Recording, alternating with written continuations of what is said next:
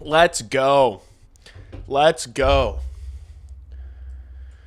I need everybody up. I have been cooking. I just cooked up a video like an hour and a half ago. I was trying to put up a TikTok. I was trying to get on my YouTube grind. And then all of a sudden, these tweets start coming in. They start coming in, chat. This insider. Jason Dickinson. Oh, Jason Dickinson to Edmonton. Uh-oh. Kyle Davidson's back at it. We got Jason Dickinson to Edmonton. I tweet out, oh, maybe another second. Maybe that 2027 second. And then I start hearing Andrew Mangiapane coming back. Uh-oh, that's not good. Why we don't want Andrew Mangiapane. No. But there was also a conditional pick coming back. Andrew Mangiapane and a conditional pick? What could that mean? It's a first. It sounds like we're getting a first for Jason fucking Dickinson. Kyle Davidson has lost his mind. I was just sitting in my bed, just refreshing Twitter like crazy. I might as well just stream and just keep refreshing Twitter like crazy, but with you guys. And so that's what I'm doing here. I'm pulling it up now. Watch it be Vlasic. Dude, I was arguing with this guy. That shows what this guy knows. Watch it be Vlasic. Oh my goodness. This guy was fucking talking shit to me on Twitter today. I argued with this guy for like 15 minutes. Watch it be Vlasic. You don't know ball, buddy. Sorry. You do not know ball. All right. I'm gonna edit this. Go like this. Move this here. All right, how's that? I'll shrink it a little bit. All right. What a trade. It's Doc. Okay, yeah, so I'm hearing it's Colton Doc and Jason Dickinson for Andrew Mangiapane in a 2027 first overall pick. Let's see if we can get confirmation of that.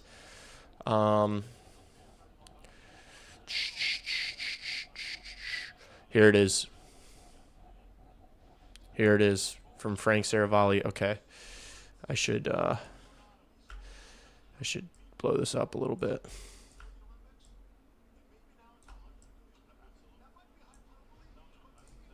All right. Here we are.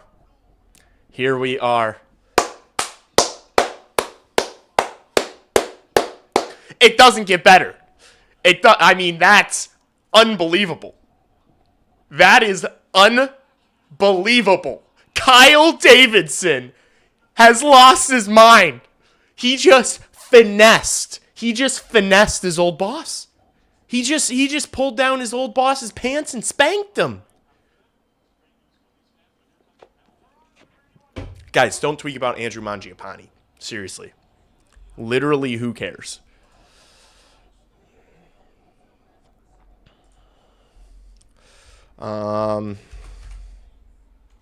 Actually, let's caps lock it.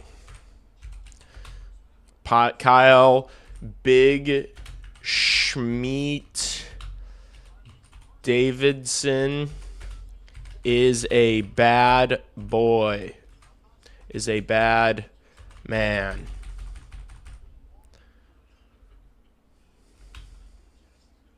Let's go. I'm so fired up. Wow. A first round pick. Oh my goodness. Let's see what the cupboards look like. Where are draft picks? Okay. Well, you guys can't see this now.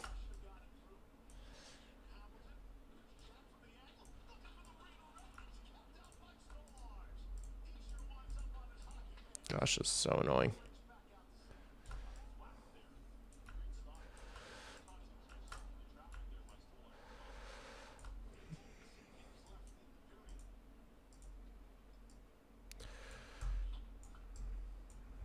So this is what we're dealing with. It's going to be 2 first-rounders in 2027. Look at this. Look at this draft capital. It's ridiculous. It's so ridiculous. You're going to add another first-round pick here. Sorry to see Docker go, but a first-round pick from a mid-ass Oilers team next year is going to be great. That's another point, Lebowski. That's a whole nother layer to this that we haven't even discussed yet. I need to know, Chad, I need to know right now, is it conditional? Frank? Okay, it's top 12 protected. All right, top 12. Okay. All right, we can give Frank. All right, he wrote his wrongs. He figured it out. Top 12 protected. So, if Edmonton has a season next year like Florida did this year, it's not hard to imagine. It literally would just take Jason Dickinson. It would just take Jason Dickinson getting injured. No, it would literally just take Connor McDavid or Leon Draisaitl to get injured, and then they would be a tank. They would be, a bottom 10 team in the league. They would be terrible. So hoping that it's hopefully it's not that bad. Hopefully they're not that bad, because then if you move it to 2028, it's like, you can't use it next year. But then even if it moves to 2028, then that's a trade chip, because then by then we're in playoff contention. 2028, we better be a playoff team. If you fast forward right now, 2 years from now, we better be approaching the deadline, about to be a playoff team, trying to bring in players. Right? If Frundell ends up being really good, we get a top, let's say we get another stud in this year's draft, right? Lardis comes into the fold. Hopefully everyone gets better next year. You maybe make playoffs next year, hopefully. Hopefully you make playoffs next year. At least you contend. Maybe that summer, maybe after next year, you go out and you get a big fish, right? You go out and you trade for somebody. A bona fide, true top 6 player, right? And then this time in 2 years from now, you've got these 2028 picks. We're dealing. The cupboards are as full as it gets. They're as full as it gets. You obviously, it goes without saying, you don't have to use all this. This is just like, These should all be trade chips, Even if that's what the first round pick is next year. We'll see where the balls land. We'll see where we land in this year's draft. That'll be really interesting, because we're obviously going to see Kyle Davidson package some picks to move up in this year's draft. It's going to happen. Now you've got an extra first next year. You've got the extra first this year. You've got an extra second next year. You've got 3 seconds this year. If we're not picking in the top 3 this year,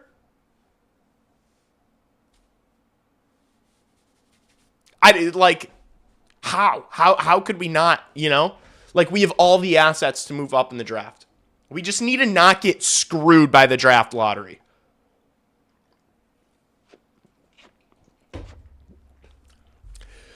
I don't get, can we, all the KD haters, can we pause with the slander for a little bit? All right? This is ridiculous. Let's hit the,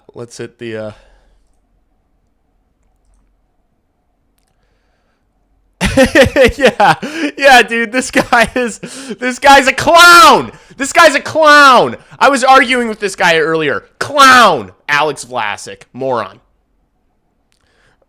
Dude, Swish has been putting up some bangers. Hearing Brian Bickle would consider making a comeback for the Edmonton Oilers if the fit/vision makes sense. Had a coffee earlier today with Bowman at the West Edmonton Mall. Bickle, 39, who last played in 2016-17, has been skating locally back home outside Bowmanville. Oh, wait, what did he say? He said something about...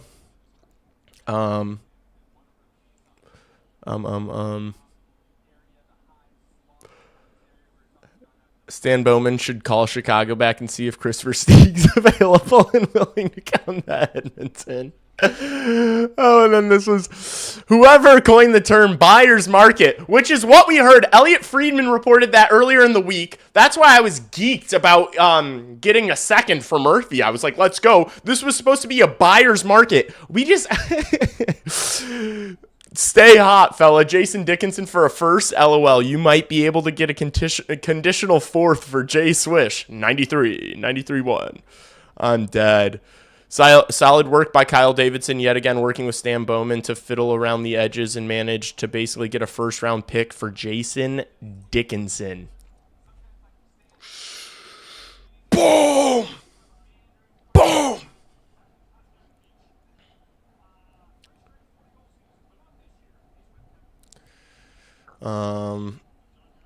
Oliver Moore's picking up traction as the last name involved in this deal. It wasn't even Oliver Moore. It was Colton Dock. It was Colton Dock.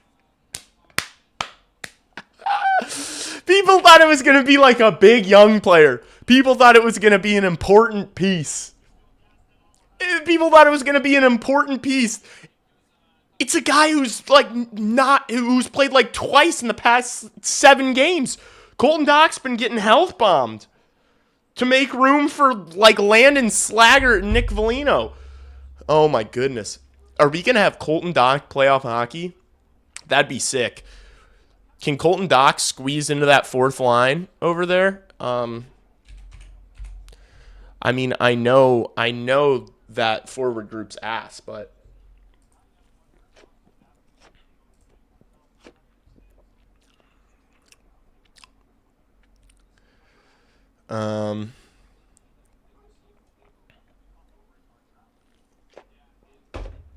Szymanski's getting booted. No, I mean, Colton Dock probably doesn't even play on this team. Maybe Curtis Lazar. Jeez. This team is so ass. Stan Bowman. Stan Bowman! Can you imagine being an Edmonton Oiler fan? Ah! I mean, look, Dickinson and Murphy are good pieces for them. Like, just thinking about the penalty kill, thinking about the defensive part of the game. You know, Jason Dickinson is a good depth center to have on a playoff team, honestly. I do believe that. And Connor Murphy is, like, just genuinely a good defenseman. He's a good hockey player. But giving up the assets they have for this, like, does Jason Dickinson move the needle for this team? Is Jason Dickinson what's been holding Connor McDavid back from Lord Stanley? You know, like, is that the missing piece? I don't know, but I don't care because Stan Bowman, that domestic terrorist, is not my GM. He's their GM. Oh my goodness, we got a first for Jason Dickinson. I'm so geeked right now. That is too funny, chat. That is too funny. I really said, chat, I really tweeted. For a second? I said, for a second? Oh, my goofy ass said, for second round, 2027 second rounder? Second round pick? This is so good. You're going to love this. I think we're getting a first. Oh my gosh, that's so funny. That's so funny. Oh my gosh. Gavin McKenna shared your post on his story. That's elite. That's sick. Bowman finally helping Chicago. This is the best move Stan Bowman's made for Chicago in like 15 years. Crazy enough. This is the best move he's made for Chicago since bringing in Antoine Vermette. Pull up to Friday's game. I can't. I don't even know if I'm going to be able to stream Friday's game. I might. Yeah. I don't know if I'll be able to even stream Friday's game. I might be occupied Friday. We will see. And this deal's crazy too. It ended up being 3 second round picks for Mackenzie in Oli Mata for Mackenzie Weegar. Crazy. You guys like my pimple patches? Can you guys even see them? I thought they were cute. Meeting of the minds. Dude, that would be a meeting of the minds. That would be a meeting of the minds. I was like originally supposed to get tickets to that game, but then never pulled the trigger because I was like, they were like $50, and I was like, maybe they'll get cheaper. They're way more expensive. So, damn, you guys are all gonna be at the UC on Friday. UC's gonna be packed. Well, he is. He is going somewhere. Fucking Ovi, dude. Oh my gosh. The Hawks are getting a first. I wonder if the additional piece they're sending is EDM. Oh, sending to EDM is a decent prospect. If not, this would be a major fleece by KD. It's not. It's Colton Dock. So about that. Oh my gosh. Fucking, what are they talking about? Don't care. Enough making deals with Bowman. Why? He cooked. This is crazy. In 2026 first round pick, 2027 first round pick, 2028 second round pick, Mangiapane, Roddy, Soderstrom, traded. Knight. Oh my gosh, Spencer Knight. Out. Fourth round pick, Craig Smith, Dickinson, Doc, Murphy, Seth Jones, Mrazek. GOAT. This is GOAT shit by Kyle Davidson. I'm just kidding. Obviously, he's not the GOAT, but this is seriously like this is legacy shit for KD.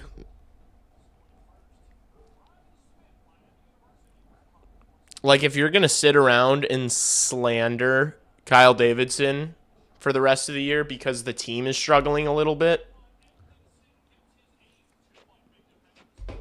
it's kind of wasteful. What's happening? Oh my gosh.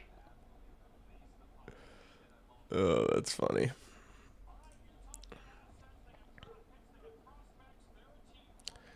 Okay, Scott. I'm wetting my pants over this. Holy cow. Kyle Big Schmeat Davidson is really him. We got a first round pick. Did you guys see, if you guys haven't seen my video today, make sure you check it out. Make sure you check it out after the stream. Kind of building the lineup. And I was like, I'm assuming Jason Dickinson's going to get traded before the deadline. Little did I know, an hour and a half later, he'd be gone for a first round pick.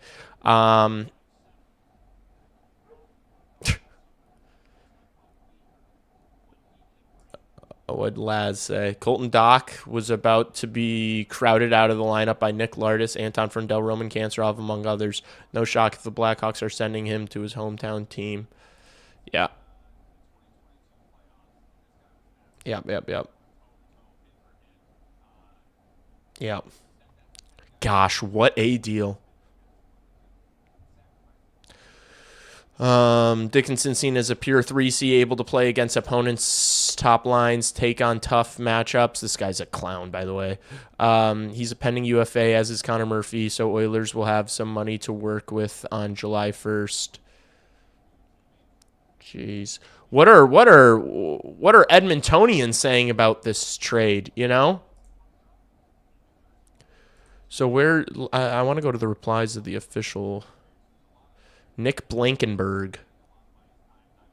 Wow. That's moving the needle. Like, what are Edmontonians saying, chat? This is a fleece. This is undeniably great for the Chicago Blackhawks. Like, we were worried that, like, the other piece other than Dickinson was going to be, like, a good asset. It's Colton Dock, who's, like, not even been getting into the lineup. I know we all like the way he, like, hits people, but we have Sasha Boisvert coming up in 2 weeks to hit people. All right?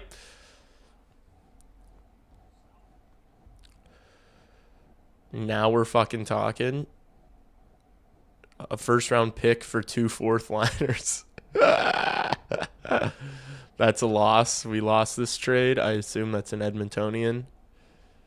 I had it first, but no need. Okay. hearing things. Oh, wow, that would be a Bowman W. Not going to lie. Would it? Okay, yeah, he got ratioed like crazy. Yeah, honestly, I will say the silver lining for Edmonton is getting rid of that Mangiapane contract. So you're paying nothing for Dickinson. And Doc is still on his is Doc still on his entry, or is Doc on a has this been updated yet? Well,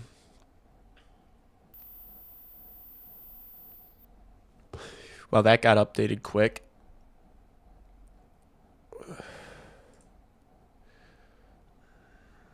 Yeah, he's still on his entry. So he's less than $1 million, or he's just his cap hit is 825,000. That was just a cheap contract. What happened? What happened? Fucking Katie Cook. That's what happened. Andrew Mangiapane in a 2027 first round pick from the Edmonton Oilers. Top 12 protected. So if the Edmonton Oilers finish in the bottom 12 of the league next year, it will move to a 2028 first round pick. And then we sent Colton Dock and Jason Dickinson while retaining 50% of Jason Dickinson's contract. This is the full trade.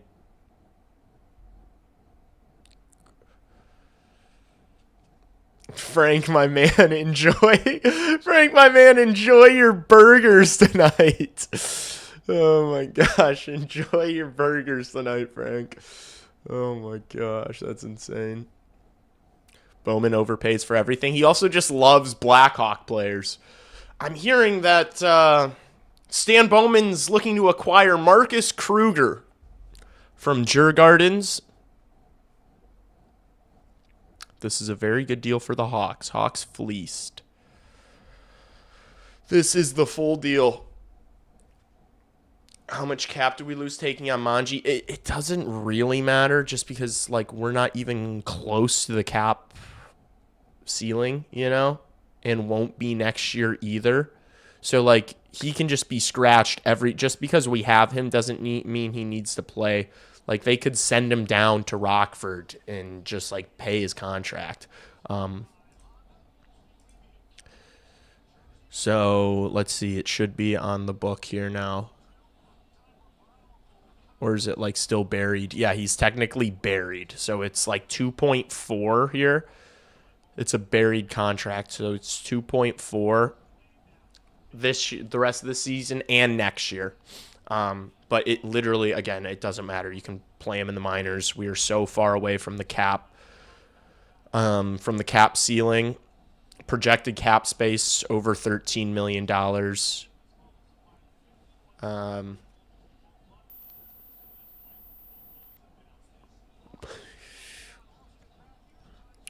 Yeah, so our books are looking fine.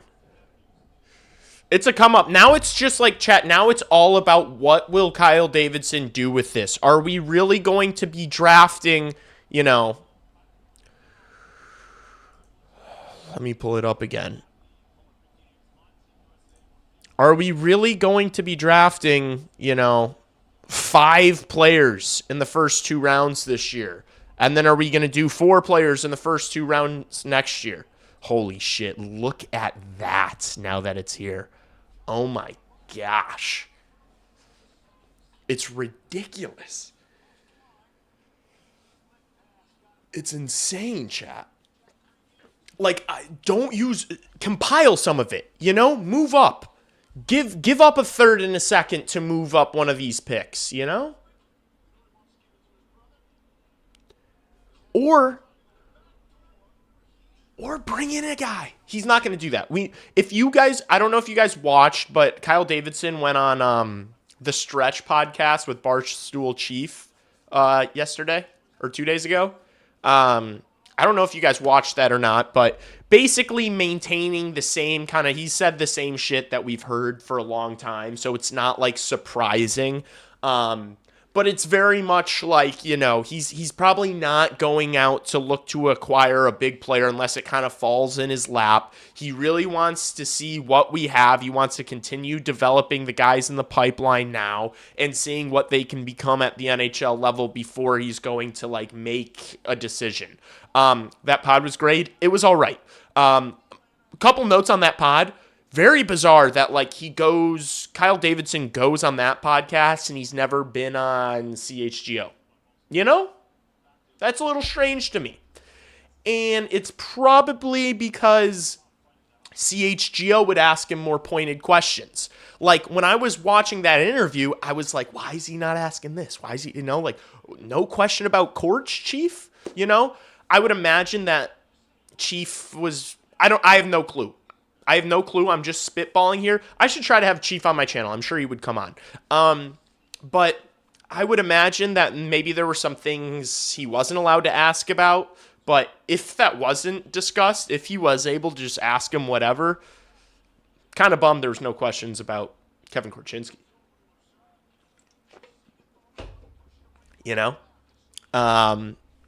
And some other things, like maybe ask him about the draft. But, like, if he asks him about the draft, he's just going to be like, oh, yeah, we're going to wait and see and kind of take a look at anybody. He's such a politician with the way he answers questions. Like, even when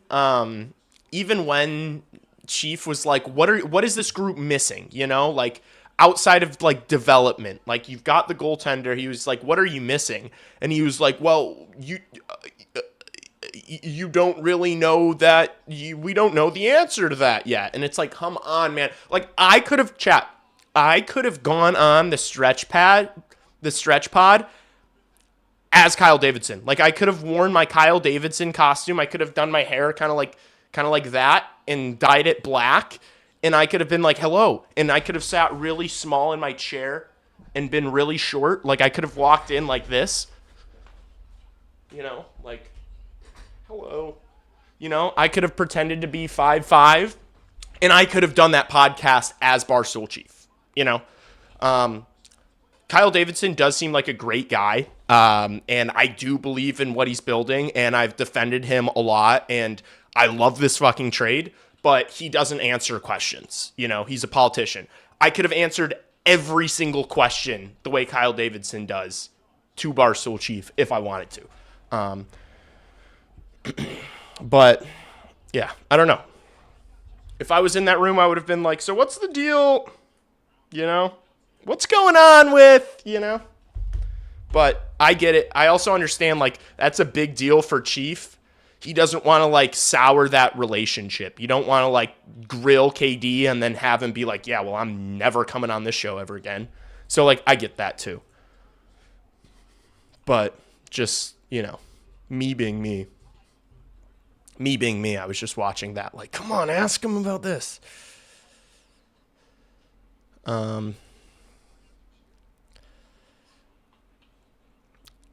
You don't trade a first for an elite third line C unless that 3C is Ryan O'Reilly. I like Murphy. I like the Murphy trade, but this Dickinson trade is insanely bad in my honest opinion.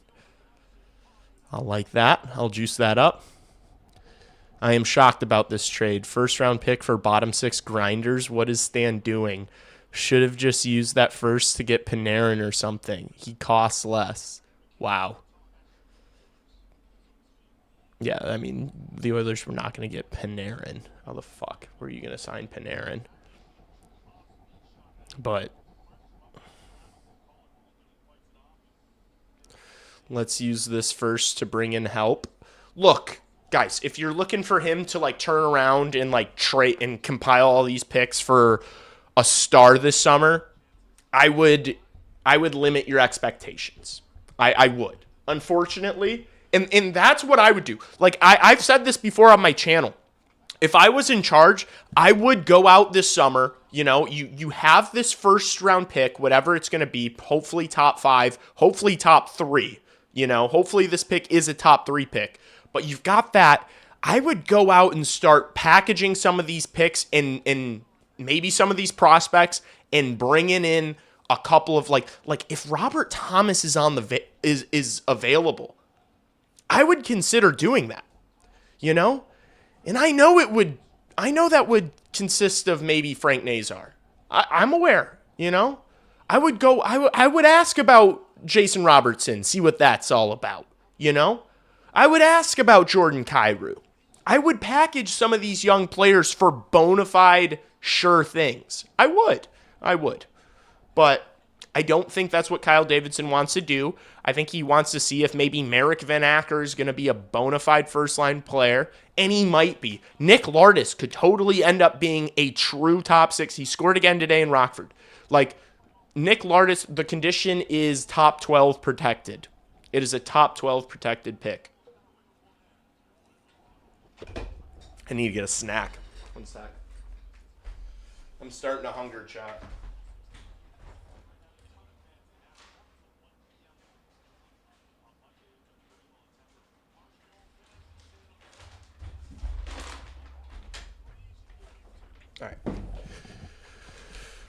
All right. But man, you got to be feeling good about, like, regardless if you think it's taken too long and you think Kyle Davidson's been too patient, I think those are valid criticisms, but you got to tip your cap to what he's done over the past couple days. Getting a second and a first. He has gotten a second and a first, and Andrew Mangiapane, who is like literally a detriment. So he's got a second and a first for Connor Murphy, Jason Dickinson, and Colton Dock. You know?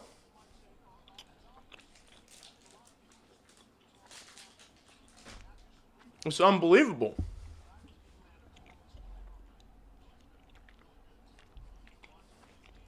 I was reading an article a couple weeks ago. Don't know if it was from, I should find it. Don't know if it was from Ben Pope or Mark Lazarus, but it was about kind of like what return you can expect for a Dickinson or a Murphy or Mikheyev. And it was like third, maybe second. It was like second round picks, maybe thirds, thirds, maybe seconds.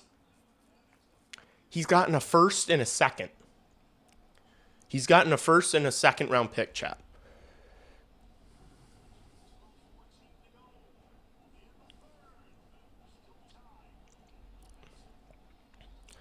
I don't know if Andrew Mangiapane. What if Andrew Mangiapane? You might as well play fucking Andrew Mangiapane where fucking Andre Burakovsky's playing. Can't be worse than Burakovsky's been. You know?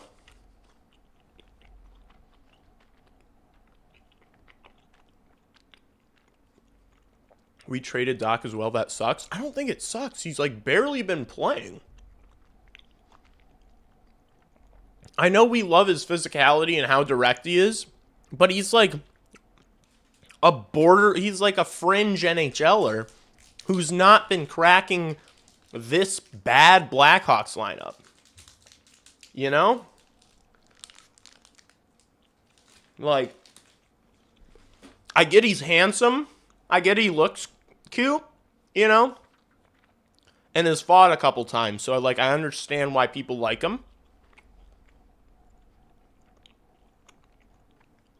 I'm taking this all day.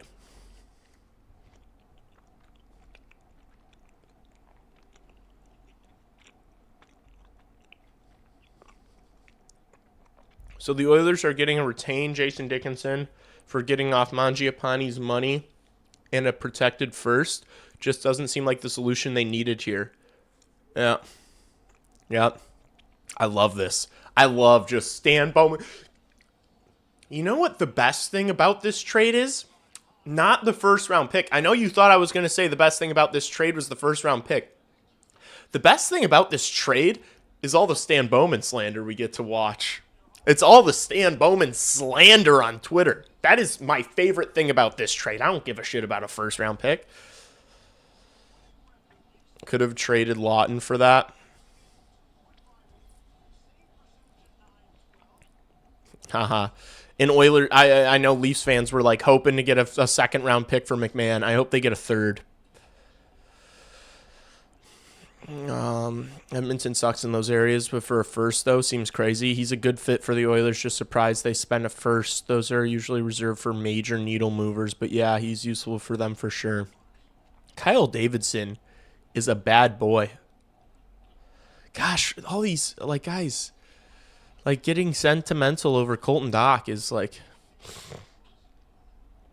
This guy is, like, gonna drive me up a wall. Even if Shai thinks Rundell and Kantarov will be at or above the level of Nazar in the next year or so, the reality of the Sharks, who started their rebuild after the Hawks, already have 2 top-line forwards under 21 and 3 other top 6 guys under 23.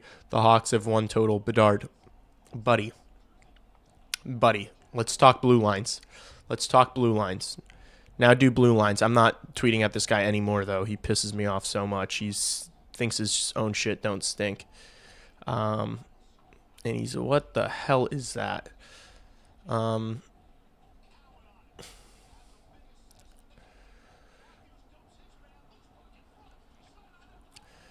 Colton Dach, first, second round, Andrew Mangiapane.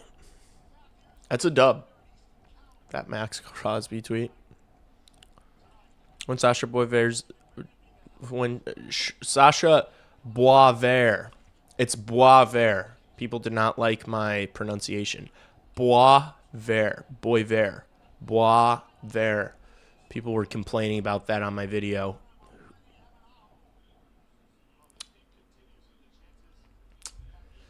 Bro, I do not like... Part of me wants to keep mispronouncing his name just to piss off the Frenchies. All right? Like, I'm just going to engagement farm the Frenchies and just keep saying it wrong. Boisvert. It's Boisvert.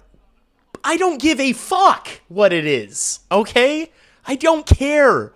You think I care? You think people ever pronounce my name correctly? You think anyone's ever pronounced my name correctly? No, it's Grossman. It's not Graceman. It's Grossman. Who gives a fuck, man? Anyway.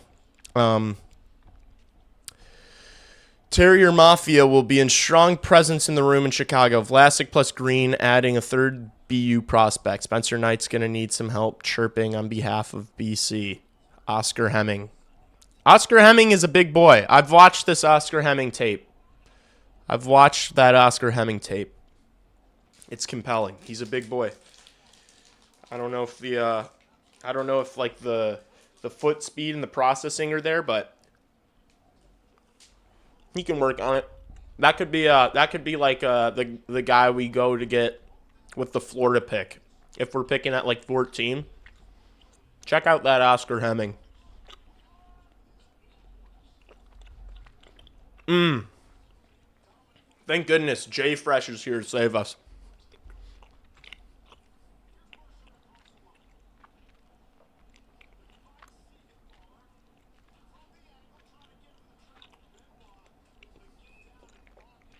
What a weird fucking tidbit. Okay. Thoughts on including the Dach trade? He was barely cracking the lineup. Like, there aren't enough roster spots. I thought maybe it was going to be Mikheyev going the other way. We don't have enough roster spots. Lardis, Kantarov, and Frundell should all be playing on this team next year. Not to mention Boisvert, maybe. Not to mention Vanacker, Spellacy, maybe. There are so many guys that are going to be knocking on the door next year. You don't have room. In Colton Dach, you know what Colton Dach is. You know, like, there's no, oh, I wonder what Colton Dach might turn into. You know, it's not like Colton Dach might turn into, you know, a really great scoring third line. Like, that was never gonna happen.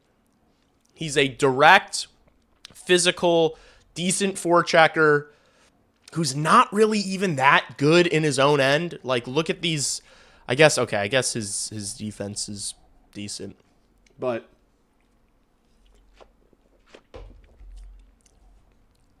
people, look, I understand getting sentimental and like really liking players,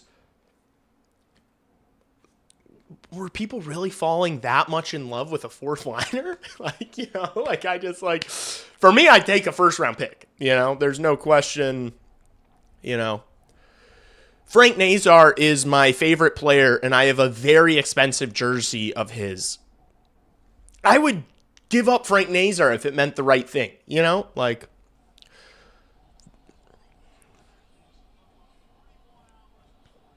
I saw that already. How do you refresh? Is it like this?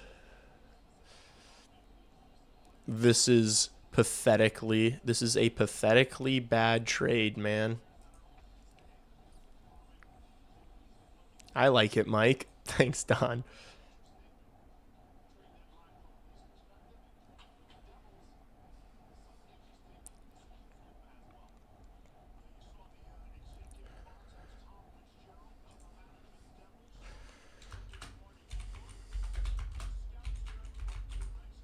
Oh my gosh. Why?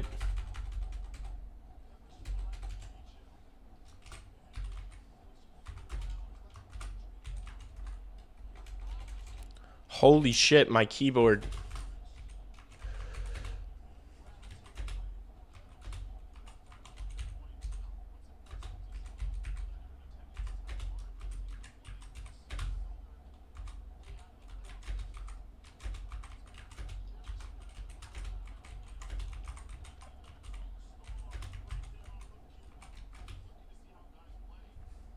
Chicago, Chicago. Chicago, Chicago. Fun fact, Andrew Mangiapane's sister was my coach in elementary school hockey. Interesting. How was she? All right, Mark. We don't care. Respectfully. Dickinson about to help net the Blackhawks first round pick. Canucks gave up a second round pick to get rid of him in 2026. Or 2022. Yeah, I mean, life comes at you fast. That's life. That's what people always say. You'll be riding high in April. Shut down in May. If Chicago gets a first round pick for Jason Dickinson, Stan Bowman shouldn't have a job. Not only was Stan Bowman, should Stan Bowman not be in the NHL because he was completely complicit. He was not complicit. He was a part of a gruesome cover-up for a violent sexual assault. So he should not be in the league, probably in general. But regardless of that, he's fucking terrible at the job, you know? Like ignore that, which, I mean, if you can, that's a pretty tough thing to ignore. He's also quite bad at the job. So this is it's all worth it for me right now. Just seeing when KG Edmonton insiders hype up Jason Robertson potentially coming to the Oilers only for it to be Jason Dickinson instead. Hey, man, Dickie's a great player. He's only the GM because of who his dad is. Yeah, he's literally Nepo baby. King Nepo baby. I apologize, everyone. Also, this is very underwhelming.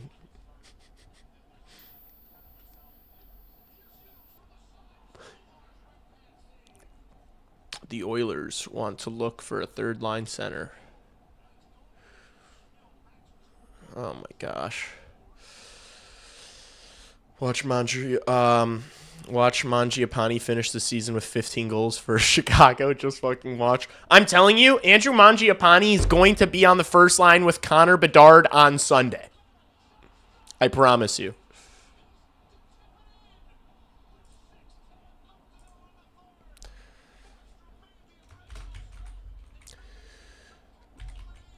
What a nightmare name to try to spell out. My goodness, I already can't read and write. Don't make me spell Mangiapane, all right?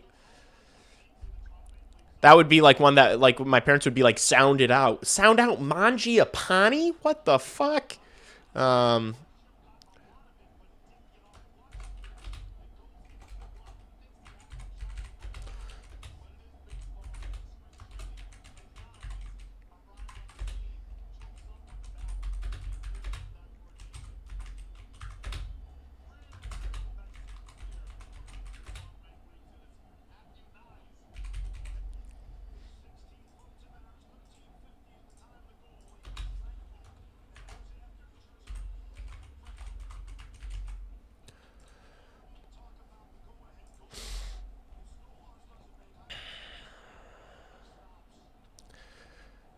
Math is hard, but believe trades for Murphy, Dickinson leave Let's Go Oilers with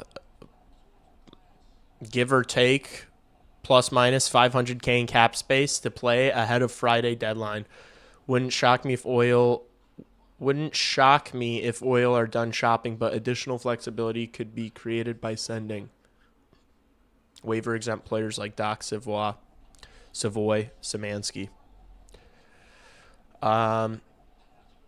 We're about to find out how many NHL fans have no idea how to calculate the value of salary retention. We're about to find out how many stupid NHL fans are among us. I'm just so smart. My name's Oilers Jack, and I know how to calculate the value of salary retention. And you dummies don't know how to do it. I'm so cool. No one cares, bro. Go outside. This is not getting you any bitches. Like, I hate people. I hate people who talk like this. I hate NHL Twitter people who talk like this. Like, if you want to talk shit and go back and forth with someone, go crazy. You know, like, be mean, go crazy. But people who are just like come out and are just like, we're about to see how smart I am. Like, get a grip, dude. Get a grip. Get rid of Burakovsky. He brings nothing. Yeah, I know he's bad. You're not getting rid of that contract. You're now officially not getting rid of that contract because we used up our retention slots. So nobody's taken on that 5.5 monstrosity of a contract. All right. No one's taking this on. All right. I got bad news for you. That's not happening. If Scotty had ever been a great coach, Panarin might be considered one of the greatest Blackhawk players from 2010 to 2020s. Next year, they see what they got with all the main prospects and package some of those first, second round picks for a prospect or two, the Havlat Hossa type. Yeah, I think that's probably. I think big moves probably won't come until next year, like next summer. I would imagine. But who knows? Maybe if this team can perform well, let's say Frendel and Kanserov come into the lineup and Boisvert and Boisvert, sorry, Frenchies, Boisvert. Let's say like some of these young guys start coming into the lineup. Lardis starts lighting it up. Let's say this team's on a roll next year, heading into the deadline in the playoffs. Let's say we're in a playoff position on the backs of a lot of our young players. Connor Bedard's already at 98 points at this point. Connor Bedard's already hit 100 points by this point next year. If he stays healthy, that actually probably will happen. Let's say all those things are true. Maybe you see him do something at the deadline next year. That guy that I was showing you guys that I was like arguing with on Twitter today told me that Connor Bedard is a 5'9", calling 23-year-old Colton Dach, who has 9 points in 53 games played, a horrid analytics, a promising young player. Yeah, Colton Dach is not a promising young player. Like we know exactly what Colton Dach is. That's what I already said to you guys. Colton Dach is not like, Colton Dock does not have some like crazy upside that people don't know about. If you watch one Colton Dock hockey game, you know what Colton Dock is, which I loved. Like, I really did like his game, but you can find that anywhere. Anyway, the guy that I told you I was arguing with on Twitter today called Connor Bedard a 5'9" John Tavares. And he was telling me that I didn't know ball. He was using his advanced analytics to tell me that Connor Bedard was a 5'9" John Tavares. That's what you get from these people. That's what these people will have a good faith argument and tell you that Connor Bedard is a 5'9" John Tavares. That's what you get when you try to like go back and forth with these analytics people.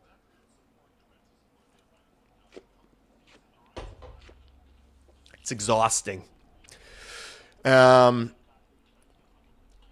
Spellacy here. Yeah, Spellacy. Like, that's a guy, I mean, especially if you're missing that grit and that edge from Colton Dock, get Spellacy up, you know? I would love to see Spellacy on the fourth line next year. I think that is a perfect fourth line player. I think he's better than Colton Dock. Like, I think he does everything that Colton Dock does, but has like a little bit more skill and is faster. He's faster than Colton Dock, you know? So, yeah. Edmonton better keep their filthy, like, yeah, these people getting sentimental over. What do porn houses in Dade County and this year's NHL trade deadline all have in common? Simple. Buyer's market. I'm dead.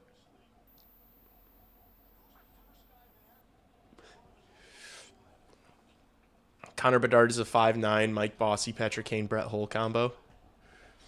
Who do you think take second A now?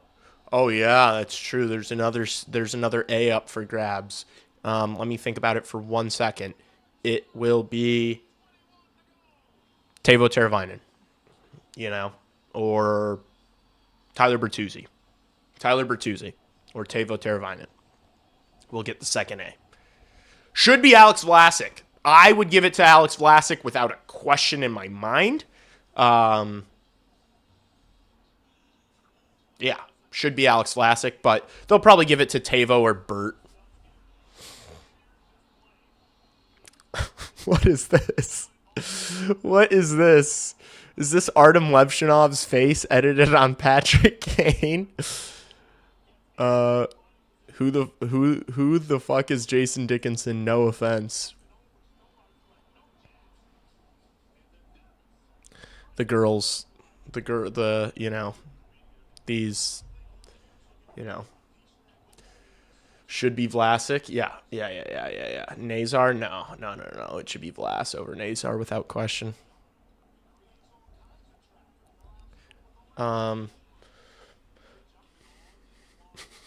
All these people, man. All these people losing their minds.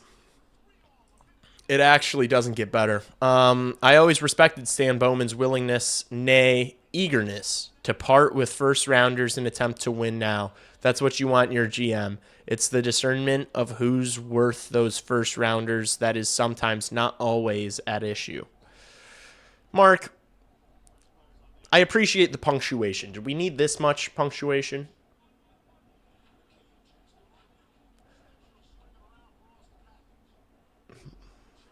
Vlasic for the C next year? No, it'll be Connor Bedard. Connor Bedard does, like, look, Alex Vlasic is like probably like a great vocal leader, but like Connor Bedard is also a vocal leader. Like, all these behind the scenes videos, all these behind the scene clips that we see, Connor Bedard is always talking to his guys in the room, on the bench, you know, in the tunnel. He's always talking to these guys on the ice. He's always talking to these guys. And nobody can lead by example better than 98 can. Like, Connor Bedard is this whole team. It's not like we're giving it to Connor Bedard because he's our best player. Like, Connor Bedard makes the most sense for the captain. Like, he just does. Wow. Oh. I have Toronto, New Jersey on, and Vegas Red Wings on, and I'm not paying attention at all. Can we get ass advertisements out? Don't they know I'm live streaming? Thank you. Anyone go after Foligno? I can't imagine. I can't imagine. I saw something about Columbus maybe being interested. I can't imagine any of these playoff teams wanting Nick Foligno. Can I be honest with you guys? Have we been watching Nick Foligno? Great guy, great leader, has been excellent for the room, has been excellent for this organization, has been a great captain. Why is what am I watching? Nick Foligno's been great for this organization. He looks like he's skating in quicksand. Chad, he looks like he's towing a piano on his back. You can't, that's just truth. That's just the truth, unfortunately. Well, I guess I'm cheering for Edmonton in the playoffs this year. Yeah. The Edmonton Oilers have decided to collect both assistant captains from the Chicago Blackhawks.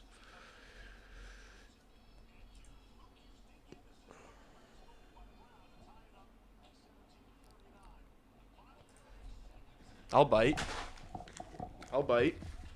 Is this a video? This isn't even a video. The Edmonton Oilers have acquired Jason Dickinson. Oh, wait. Let me fucking adjust this so that you guys can see it. How obnoxious.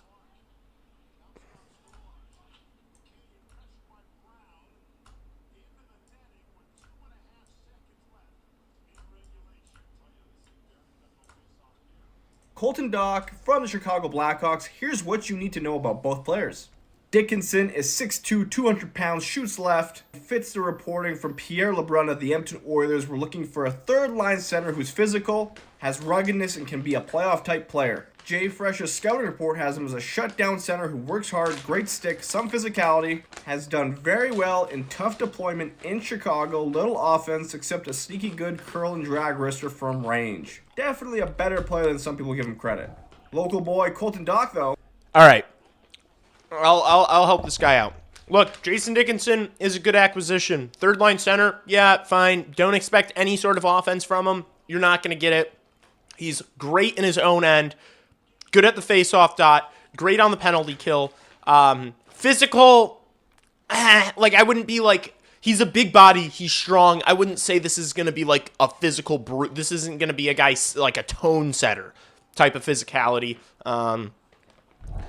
That's my Jason Dickinson rundown. I can't say I've watched much of him, but he's 6'4", 218 pounds, and currently has more hits than any other Oilers player this season with 189. With 70... That's true. Colton Dach does have some of the most hits in the league. He probably has more than any single Oiler. However, he will not be in your lineup because he was barely in ours. Hope this helps.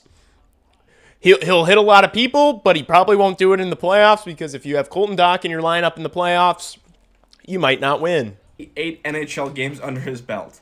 To Chicago, however, is Andrew Mangiapane, a 2027 first-round pick, which is top 12 protected, and the Blackhawks retained 50% of Jason Dickinson's salary. Thoughts on the deal? I know a lot of Oilers fans right now think that they kind of overpaid here. The Edmonton Oilers have acquired Jason Dickinson, Colton Dach from the Chicago Blackhawks. Here's what you need to know about both players. Dickinson is injury-prone and mad offense. He is injury-prone, that's true. But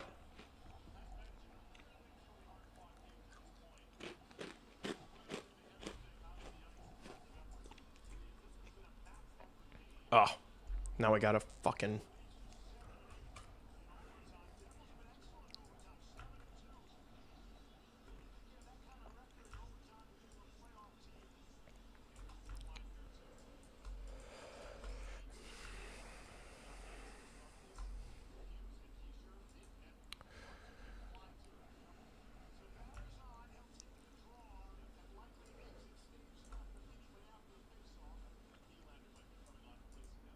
Sorry, guys.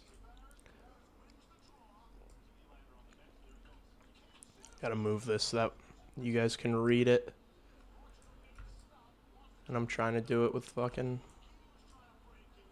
one hand. All right.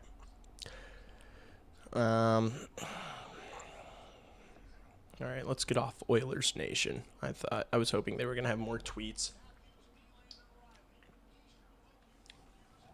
Doc will absolutely be in the Oilers lineup. They need super cheap players.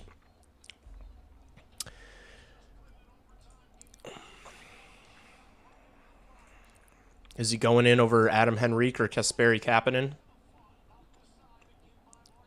You know? Josh Szymanski probably goes to the fourth line. Who does Colton Dock play over here? Like, if you take Curtis Lazar out, you add Jason Dickinson. Who is Colton Dock playing over in this lineup? You know? Waylon's watching your stream with me, and he said I like him. What's his name? Waylon, my name is Lee. Hello, Waylon. Waylon's my boy. If they make playoffs, second wild card is not safely first in their division. Well, wait. If they make the playoffs, second wild card is not safely theirs in their division. Technically true. I think they're going to be just fine, though. I do think that they are going to be fine.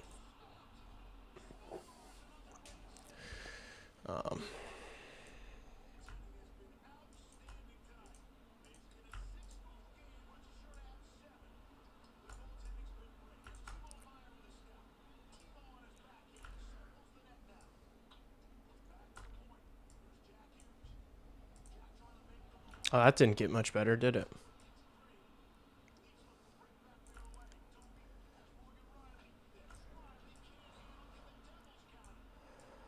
That's better. Okay.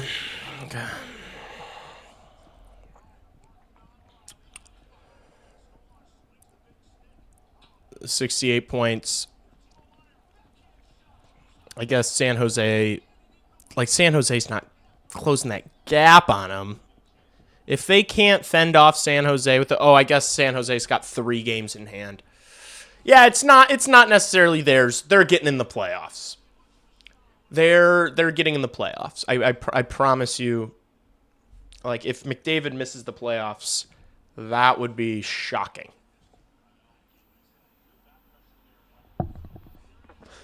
The Seattle team is not good. This Utah team's not even good. The San Jose Sharks aren't even. None of these teams are good, you know? That's why I was like, the Blackhawks could finish around the playoff bubble. There was like a 1 week period of time where I was like, the Blackhawks are going to make the playoffs this year. It had nothing to do with the Blackhawks. It had everything to do with how bad these teams are. And I still stand on that. These teams all stink. These teams are all bad. And literally every team in the Pacific is bad. Like, it's crazy how bad the West is, except for these 3 teams. You've got these 3 wagons, and then even the Vegas Golden Knights, they're just kind of meh. Like, they are so deep, they're so stacked, but they just, if you watch them play, Mark Stone's injured every other fucking game. Like, they don't have a goaltender. Their goaltending has been atrocious. They're not good. Anaheim's, like, good, but not great yet. Those young players are really starting to take the reins, but they're not great yet. The Edmonton lineup's horrible. And their goaltender, that Tristan Jarry move maybe made them worse. The Tristan Jarry move maybe made them worse because they gave up Kulak. Like, that, outside of Leon and Connor, that Oilers lineup is dog. It's straight up dog meat. Utah, I mean, it's the blue line's not very good. Their top dogs have kind of underperformed this year. All their top dogs have kind of underperformed this year. They go out and they make that move for Peterka. He's not even like point per game. Sorry, Devils are about to. Oh my gosh, they just hit the post. Devils Leafs are going to overtime. They're not good. Seattle is, I mean, they just have no high-end talent. Like, this Seattle team is shockingly bad. Jordan Eberle. Their leading point scorer, Jordan Eberle, and Chandler Stevenson are the players with the most points on this team. I guess Jared McCann, he's just not been healthy. He'd be pretty close to a point per game. This team is terrible. This team is atrocious. Their blue line's not that impressive either. It's not. It's just not. These are all bad teams. The LA Kings are atrocious. I've been watching a lot of LA Kings hockey before and after the Olympic break. Bad. Really bad team. They just don't have any centers that are good. Like, Quentin Byfield's playing wing. And I don't have to talk about the Nashville Predators. You guys know how ass they are. The West is bad. The West is bad. Edmonton is probably going to go to the Western Conference Finals again unless they are the second wild card. If Edmonton finishes in the second wild card and then they have to play Colorado first round, that's trouble. Other than that, I think they'll get through Vegas. I think they'll get through Anaheim. I think they'll get through Utah or Seattle, whoever it ends up being. I think they'll get through all those teams.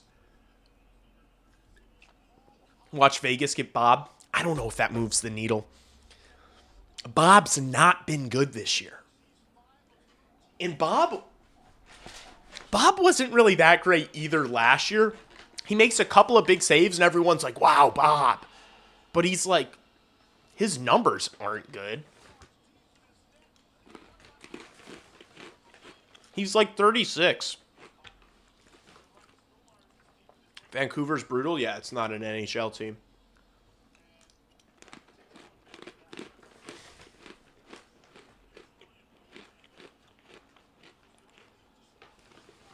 Seattle's the most boring team in the league. Yeah.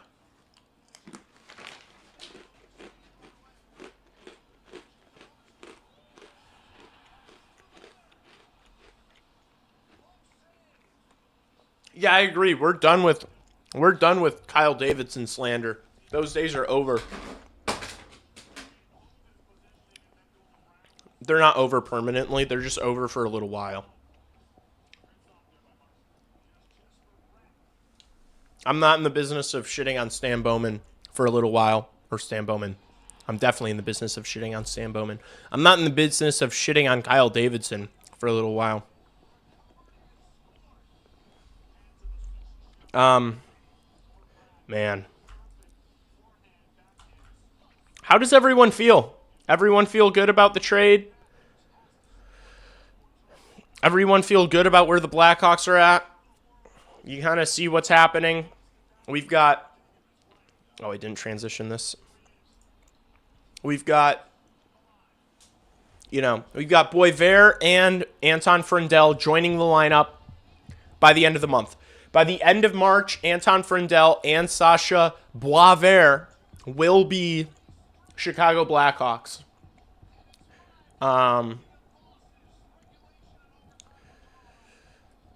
We just got this first. We just got a second. We're absolutely stacked to the gills when it comes to our draft pick capital, our draft cupboards. Love it. It's confirmed now. What's confirmed now?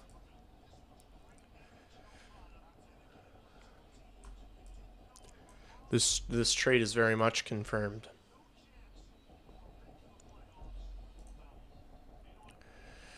This is crazy. You gotta feel good about where things are going. You do. Even if you think they're still missing a couple of major pieces offensively, there's a chance that it's one of these guys coming up over the next year or so. You've got a ton of draft capital over the next 3 years. You've got great books. You don't have contract issues. You've got a ton of money. You know, the Connor Bedard contract is going to happen this summer. It's going to be a big ticket. He deserves it. They'll be able to reach the cap floor with ease next year because of it. You're going to have all this space and room. I think probably after next year. I think after next year is when those moves start happening. You know, once the Burakovsky and the Teravainen contracts are up, you know, that's when you probably move on from those guys and you go out and get whoever you're bringing in that are not young players that you've drafted are big names. That's probably when you're doing that stuff. You see the Uyghur trade? Yeah, 3 second-round picks. That's fucking nuts.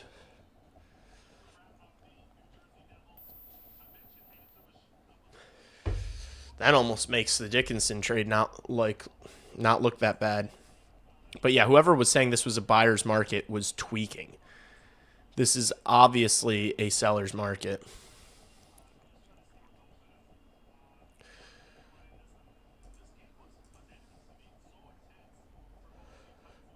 Should I make I don't even know if I should make a video on this after I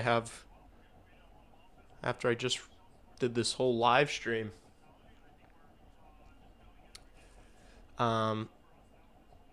Okay, Hawks fans, tell me about Dickinson, Doc. We got an Oilers fan in here. They need to sign a Hossa and a Sharp type of players next offseason. It's not that easy, but our general manager's being patient, and this fella. And he wants to find out. He's a big believer in himself. He's a big believer in the draft. He wants to find out what we have in our prospect pool before he's going out and making big acquisitions. He doesn't want to count his chips too early, and so I kind of understand it. All right, Oiler fan, Jason Dickinson is a big-bodied, solid depth center, fantastic. People say two-way. I feel like two-way is like a misnomer. Like I don't like to call him a two-way center when he's not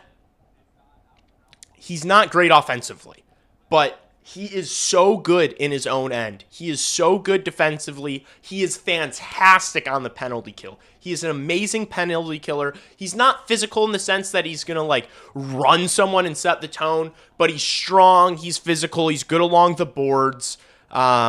He's just a guy that you can send over the boards and not worry about it. He's not going to make a mistake. He's going to be reliable. He's going to make the right decision.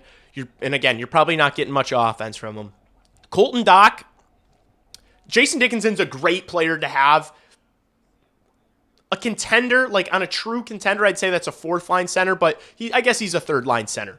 But, if you could have Jason Dickinson be your fourth-line center, I'd be like, oh my gosh, you're stacked down the middle. But, so Jason Dickinson is a good player to acquire, for the record. Not worth a first, sorry. Colton Dach, direct, good on the forecheck, works really hard, hits everything that moves. He does. Colton Dach hits everything that moves, but he's not a great hockey player. I don't know how he fits into the Edmonton Oilers lineup. I wouldn't take, Podkolzin is on your fourth line, or Kapanen's on your fourth line, and Adam Henrique. I don't know if I'd play Colton Dach over any of these guys in your bottom six. You know?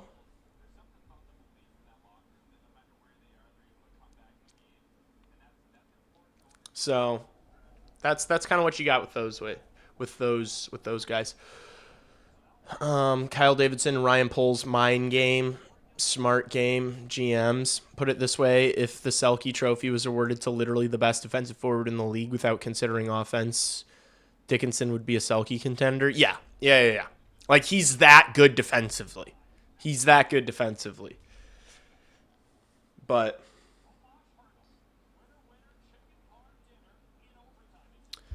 But yeah, not much for him offensively. You guys see this Lardis snipe? I know it's been playing over and over again. This thing was sweet. Wait, has this been playing? His Ice Hogs debut.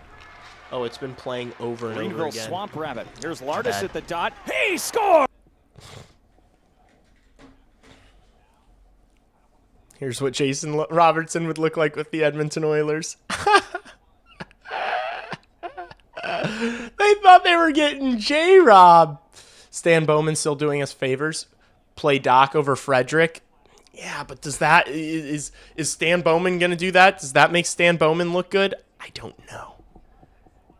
I don't know. Oh my gosh, dude.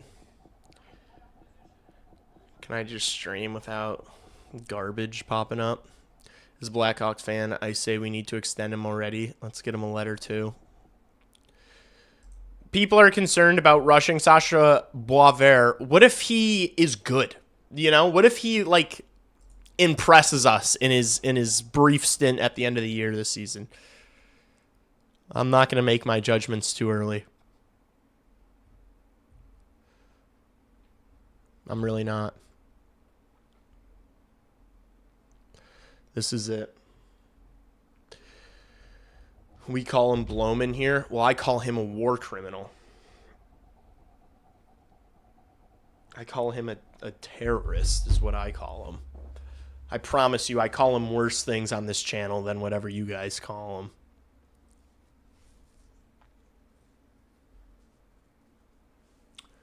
him. Yeah, but that Frederick deal is terrible, and that was a Bowman move, you know? So I don't know if Bowman's going to make himself look bad by having that guy scratched. When I watch the Oilers, I look at key analytics that relate to winning and losing NHL games. I call these analytic metrics the grade 8.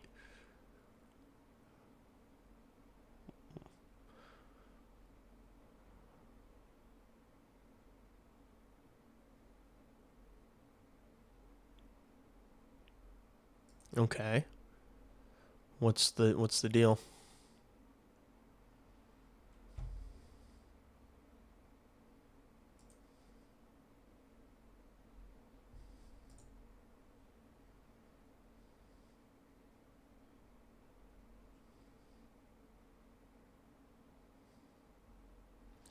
I don't know what this is about. He's vague posting. That guy, I can't stand that guy.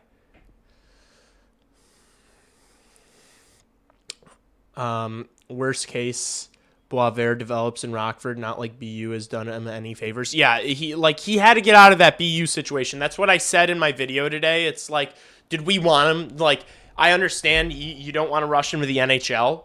Play him in Rockford. Like, give him this stint at the end of the year with the Blackhawks and then start him in Rockford next year if he's not ready. But does anybody think that BU situation's what's best for him right now? I don't think so.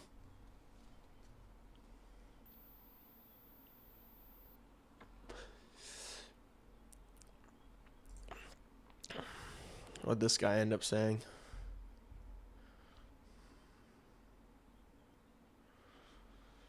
Charlie, being kind. Solid work for both teams. Honestly, Dickinson and Murphy are built for the playoffs.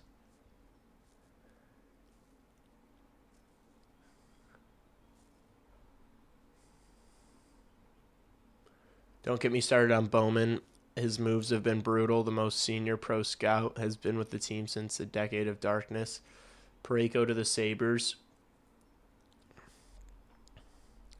Is that what happened? Has that officially happened? I know that got reported like 5 hours ago, but I heard that like Parayko hadn't agreed to that yet. So I don't know if that's a thing or not. You know.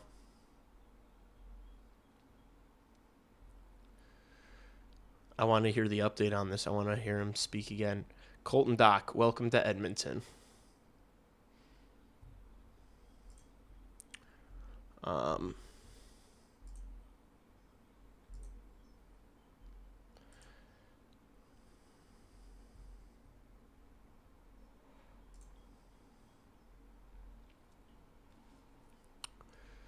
Mangiapane. Trade targets. Big Mangiapane.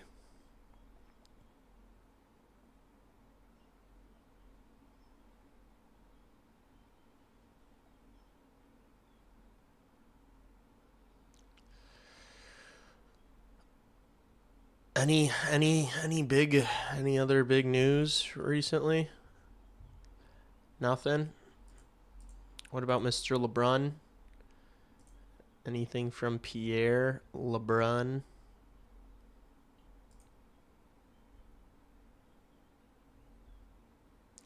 Looking like Chicago's the only team that'll deal with Bowman.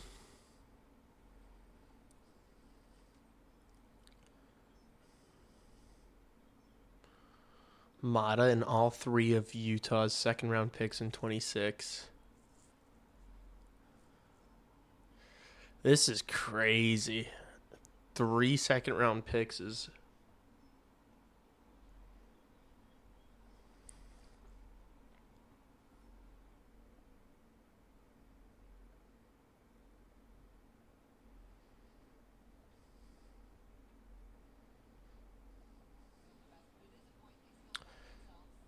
Utah got fleeced. 32-year-old D-man, only year 3 of an 8-year deal, having a very subpar year. 3 picks all in the second round of a deep draft that includes the Rangers pick, which is basically a first-round pick. Okay, prospect. D-man picked up with expiring deal after a few years. Solid for Flames. Yeah, I will say, people on social media always say that it's like better for the team that sells. Like it's always every contract, every trade is always an overpay. It's always, it's always a fleece. But it's like, this is obviously what the market is dictating right now. So like, snake oil.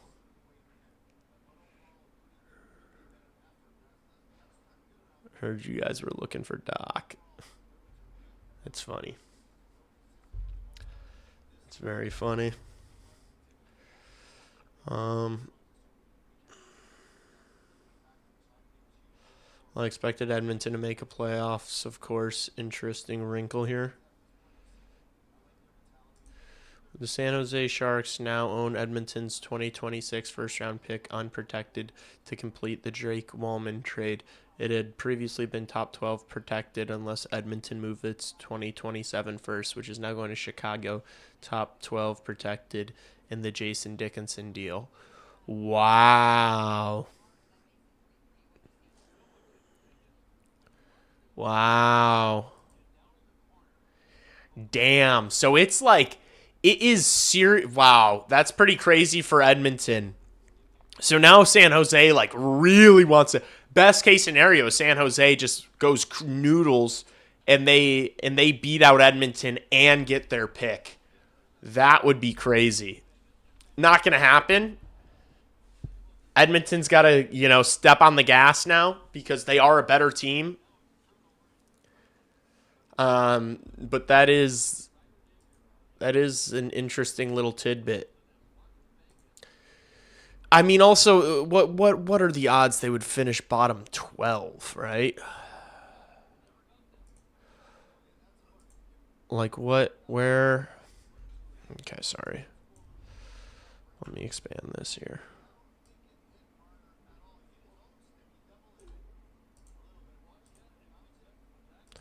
Come on. Always moving the wrong things.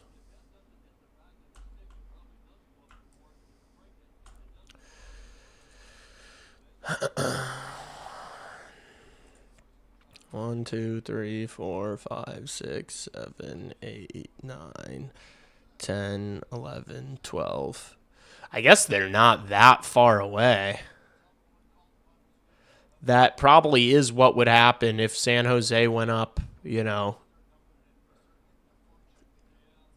few spots and they're able to catch Edmonton. I just don't know if that clause probably won't.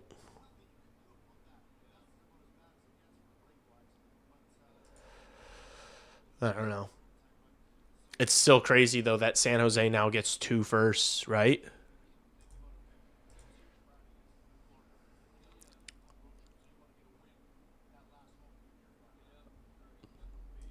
Or they've already had it. They've already had it, haven't they? I'm just getting confused. I'm just confusing myself. Yeah, they already have it. Damn. I hope San Jose... I hope Edmonton finishes as high as possible. I hope Edmonton wins the division. I hope they catch. This is my perfect scenario, chat. All right? This is my perfect scenario. Edmonton goes nuclear and just starts winning games. Ends up passing Vegas, right? They just climb and climb, right? They finish top of the Pacific, nowhere near the bottom. I hope San Jose finishes right here. I hope they finish 1 spot out of the playoffs. Honestly, yeah, I hope they finish 1 spot out of the playoffs, stay above all these teams, but stay 1 spot out of the playoffs. And end up picking, outside the top 10. Their second and their Oilers pick is like in the 20s. That's perfect scenario. Fuck San Jose. That's my dream scenario. I do not want to see some nightmarish San Jose having better picks than us and getting into the playoffs. That would be a nightmare. But it's not going to happen. Florida's bad. Where's Florida at right now, actually? 2, 3, 4, 5, 6, 7, 8, 9. Shit. And Florida's probably going to start selling. Damn it. Florida is going to finish in the bottom 10, chat. They probably are. Everyone was like, Florida's not going to finish. When that Frank Saravalli moved, everyone was, when that news dropped where the Florida pick was actually top 10 protected, everyone's like, Florida's not finishing in the bottom 10. It doesn't matter. Really? What made you say that? What made people so confident Florida wasn't going to finish in the bottom 10? Because it's looking right now they're definitely going to finish in the bottom 10. Vlasic with the A now? Yeah, I think that's who should get it. They don't get 2 first. Now it's just unprotected. Yeah. They already had the pick. I was confusing myself. That clause probably doesn't matter. Edmonton's not dropping after making these moves. Florida's fully tanking now. Yeah, as they should.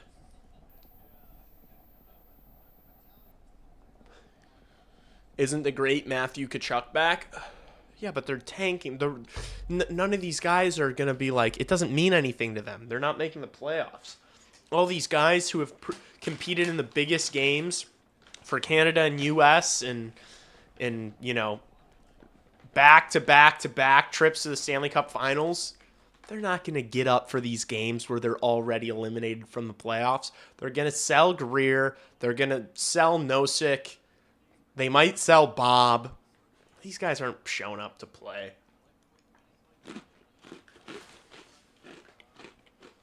Matthew Tkachuk's more worried about his podcast right now, as he should be. Frank Saravalli's younger than Sidney Crosby, by the way. That's my favorite thing I see on Twitter. Frank younger than Sid Saravalli. It's so funny. Like, that guy just gets so much hate.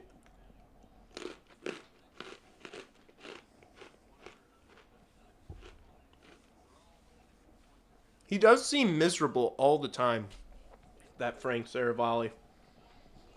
Anyone else notice that? Man, I can't believe the Chicago Blackhawks got a first in a second.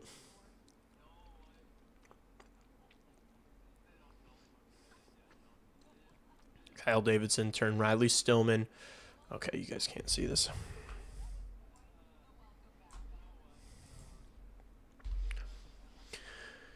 Oh my gosh. 266 games of Jason Dickinson, a second-round pick that was eventually traded for Sasha Boisvert.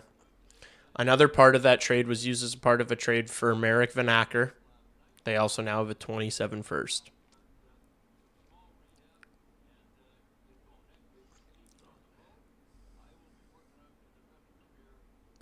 All right, this is the trade tree. What? 2016 NHL draft pick swap. Jeez. I'll blow this up. I'll blow this up so we can look at it.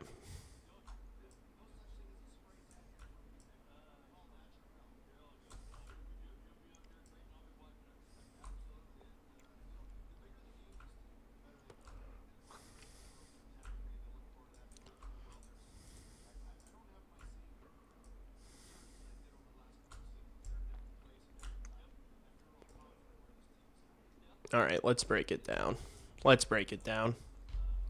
2016 NHL draft pick swap with Islanders. 2016 NHL draft Blackhawks selectee Lucas Carlson, 4th round, number 110. Blackhawks sign Lucas Wallmark. April 8th, 2021, Blackhawks trade Carlson and Wallmark to Florida for Henrik Bjorkstrom, Riley Stillman, Brett Connolly, and a 7th round pick in 2021, Jalen Lupin.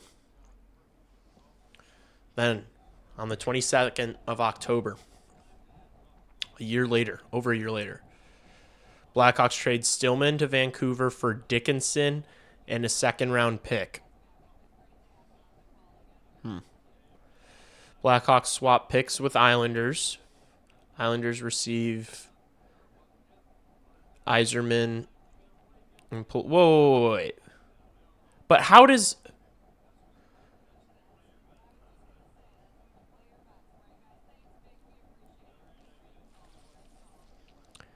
But that doesn't mean it turned into Sasha Boisvert.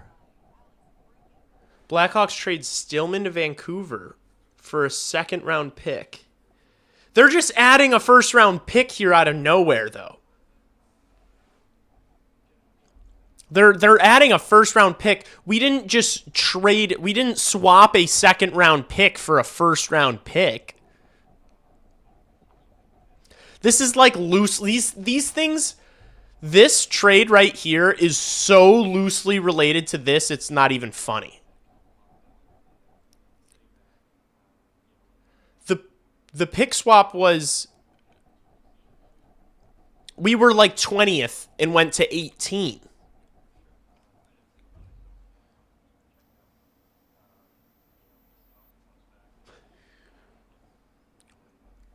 They received 20 and we received 18.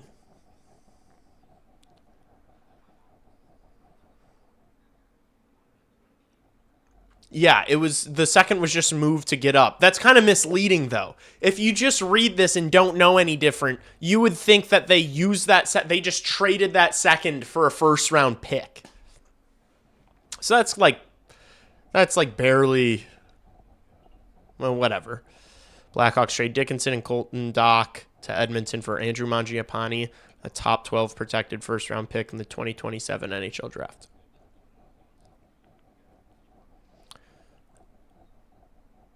And then we swap picks with the Hurricanes.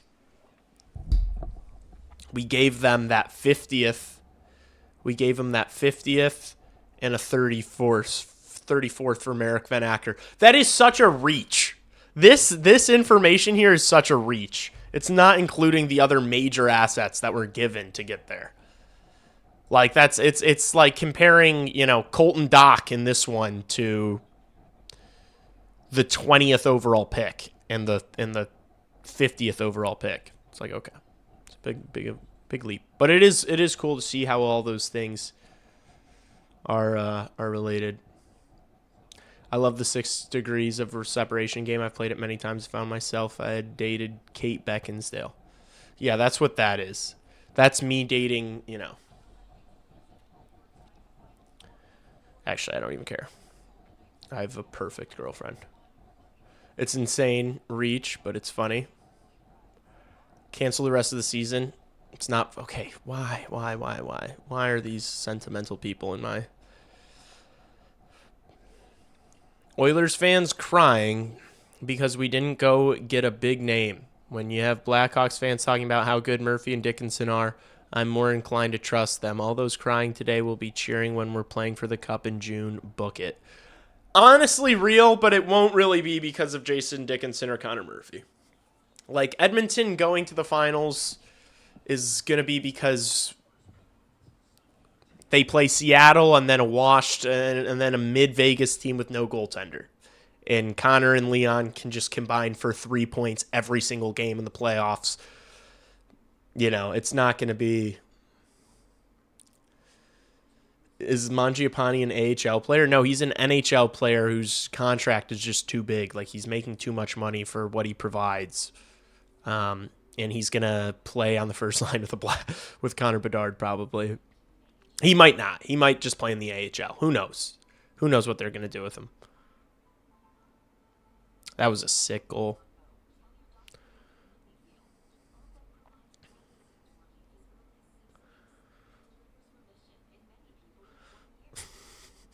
Bouchard for Norris conversation.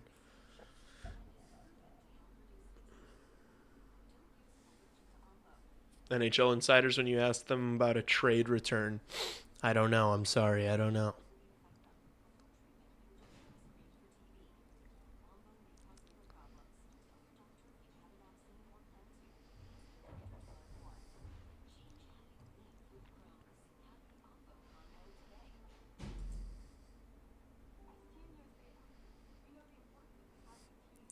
Sounds like pending trade call. Tyler Myers will land in Dallas. Settle down. No need to speculate until he's there. Let the professionals do their jobs. It is so good. I wonder if he didn't block me, did he? I slandered him the other day.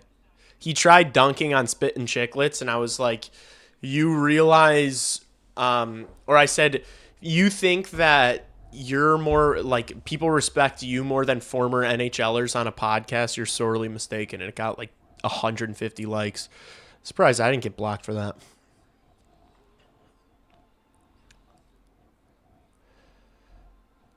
Just not a good player. Growth can make him a decent fourth line player. He's another Clattenburg. Yeah, fair.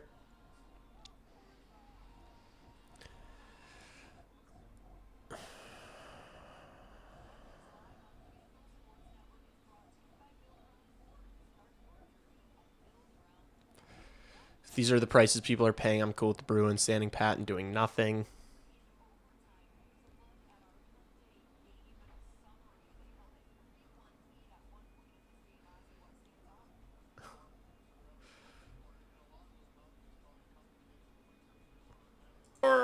Off a rebound and it's Pierre Engvall. You gotta be kidding! You gotta be joking! No! Oh, the Islanders score off a rebound and it's Pierre Engvall. It's Pierre Engvall? That's funny. That's funny. Oh man, what time is it? Jeez, it's 9:15. It might be, and we might be getting close to that time. I feel like not much more has happened, right? I feel like not a ton more has happened. Anybody check on Ryan Whitney? Yeah, wait, where's the comments from Whit? Where's the comment from Whit? Has he said anything?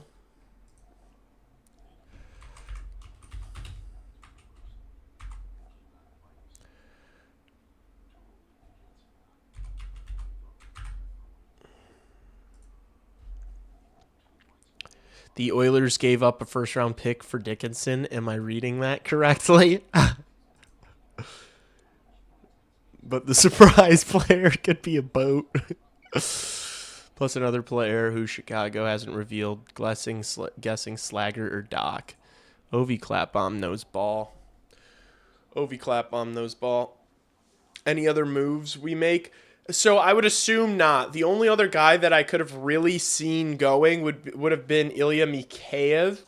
And no, I don't think teams are going to want to do that if the Hawks don't retain on his contract, because the contract is over $4 million. So I think that's probably the last move from the Blackhawks, if I'm being honest with you, unless a team wants No, and even no team's going to swoop in and get Nick Foligno without a retention. So I think that's probably it from the Blackhawks if I had to guess. This is McCabe and Laugh 2.0. Tell me I'm wrong. I mean, similar flip. I think that's it. Kyle's probably done making moves. Yeah.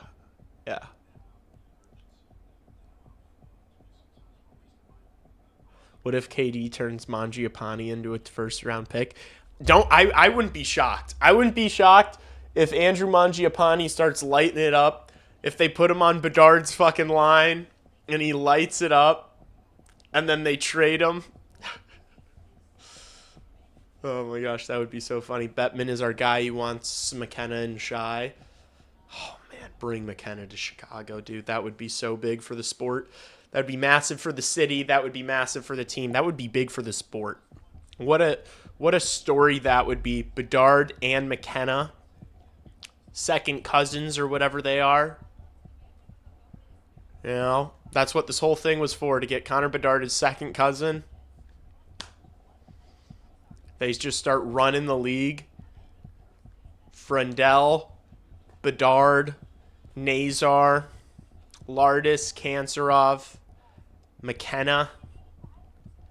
Let's go. With this blue line, with this young, exciting blue line that we have, with Spencer Knight and net, it is looking up. It is looking up for the Chicago Blackhawks. It almost makes you like, moves like this just make you want to lose, if I'm being honest with you. Calgary's 1 point behind us. They've got to play another game. They've got a game in hand. They pass us. We're 4th from the bottom. We're 5th from the bottom right now. They're 8th cousins. Yeah, they don't have any same blood. They're cousins through marriage. It's like they could sleep together if they wanted to.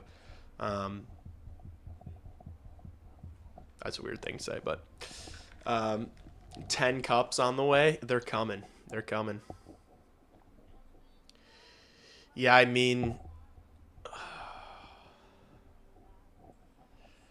I feel like we're probably going to finish 5th from the bottom. I feel like this is probably where we're going to finish if you had to guess. Like, I just don't think that we are worse than Calgary. I definitely don't think we're worse than the Rangers.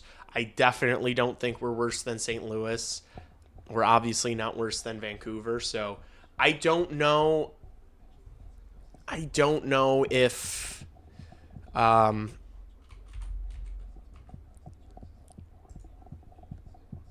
If we're going to finish lower than any of those teams, like, seriously. Here, I guess we'll do this before. We got to do this before I get out of here, right?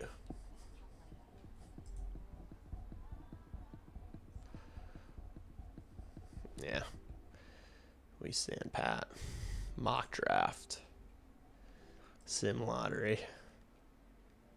Oof. Tynan Lawrence. What a nightmare. Just get all the BU guys.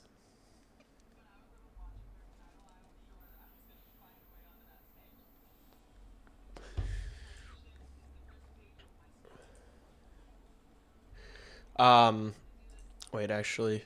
So we have currently an 8.5% chance of picking first overall. Pick odds.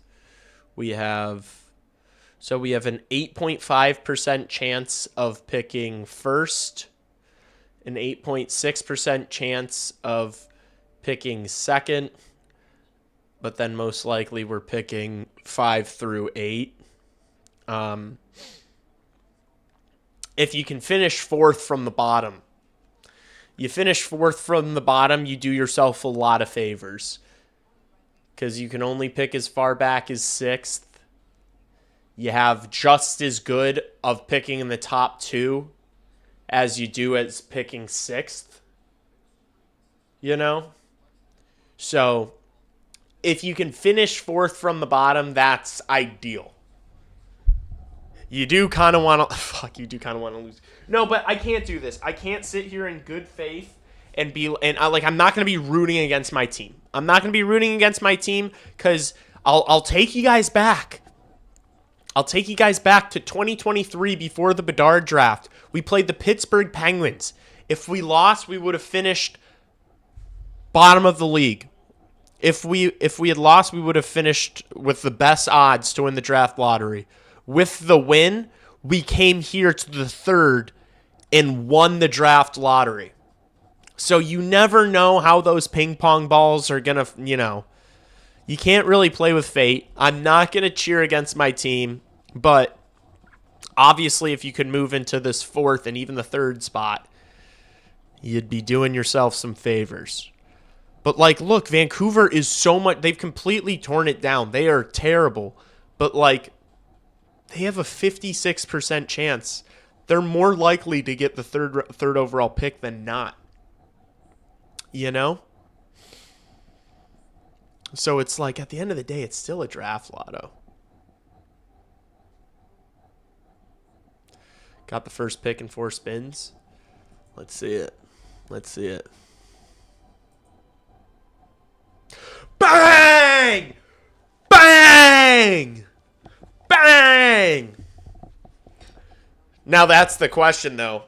If you get this pick, do you take Stenberg or you take McKenna?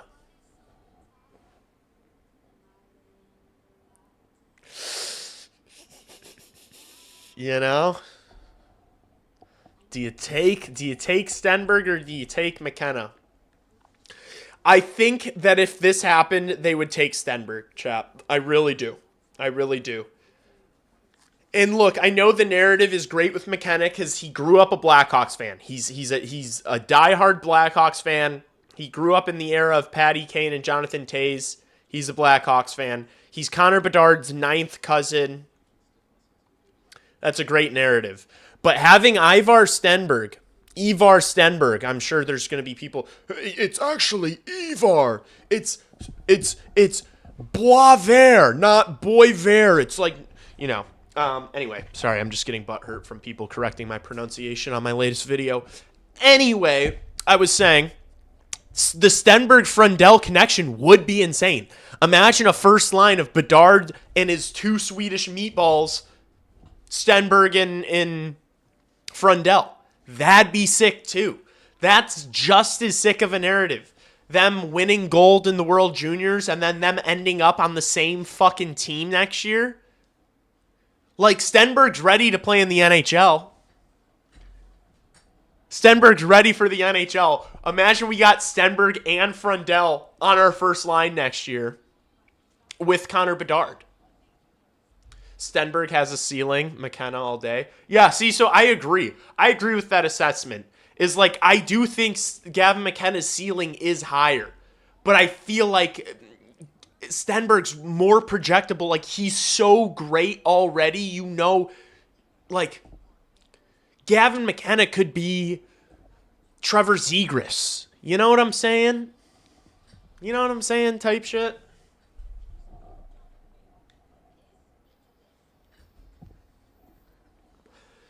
I know the way this front office and this GM draft. If they get the first overall pick, they're picking Ivar Stenberg. I guarantee it. I know them too well. If they get the first overall pick, they're picking Stenberg, chat. Stenberg would 100% play. I don't think Gavin McKenna would play. Do you guys think McKenna would play right away? Maybe if a team rushes him. If Vancouver gets first overall pick and they take McKenna, I could see them playing next year. But, this jump to the NCAA was a little bit of a struggle for him. I'm sure the pro hockey the pro hockey jump would be a little bit of a struggle for him. If the Hawks get McKenna, I think they should let him play another year in college. I'm not going to say that. If the Blackhawks end up drafting McKenna, I'm going to be get him here now. But he should probably stay another year in college, like, if we're just being objective, and I'm just saying this right now, not knowing if we get him or not. Gavin McKenna should play another year in college. I think Gavin McKenna is going to be I think he's going to be a stud and a superstar, but I think he's going to struggle early on, especially if he joins the NHL as an 18-year-old. He will struggle the same way Connor Bedard did, the same way Jack Hughes did, but probably worse, probably closer to Jack Hughes than Connor Bedard, probably worse than Jack Hughes. Everyone will say he's a bust. Everyone will say Gavin McKenna's a bust for his first 2 years as an NHL player. They will. Everyone will write him off, and then it'll just pop off. In year 3 or 4, Gavin McKenna will pop off, and everyone will be like, oh, shit, I guess maybe we've done this a million times, and I guess we should have learned from our mistakes, but they won't. They'll write him off too early, and he'll end up being an elite.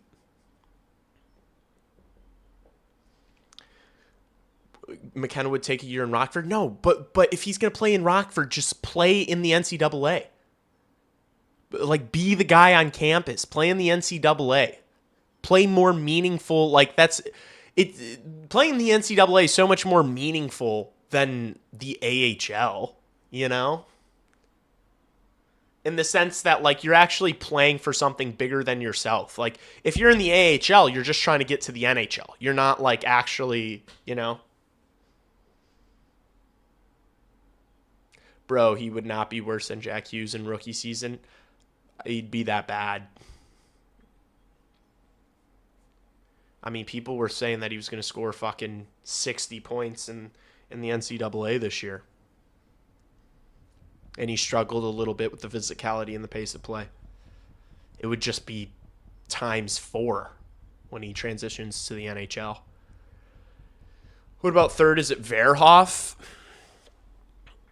Gosh, man, that's what sucks about picking in this range is, like, are we really gonna pick another right shot D? That's like the most solidified position group we have with Levshinov, Crevier, and Rinzel. It's like, do you really need to draft another high end right hand D? Even if you're worried that, like, Levshinov might not pan out or Rinzel might not pan out, they're both gonna be NHL guys, you know. So, like, do you need right-hand D? Are you going to really take Caleb Malholtra, the Brantford Bulldog, to BU pipeline? They love drafting their Brantford Bulldogs and their BU guys. Is that going to be, like, you know, he's good. He's a well-rounded player. I watched his tape this week. He doesn't jump out at you, but he's all right. Would you trade down? No, definitely not. But, like, I wouldn't want to go Tynan Lawrence. I'd go Malhotra over Lawrence. I haven't watched either of these guys' tape.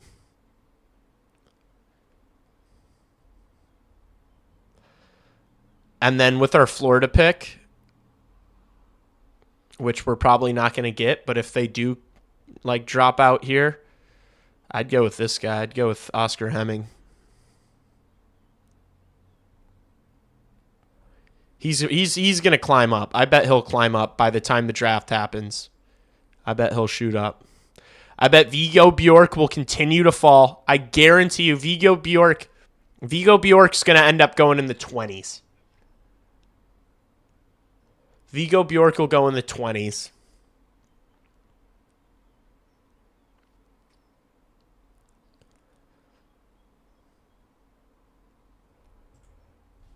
Call me Mystic Mac. I predict these things.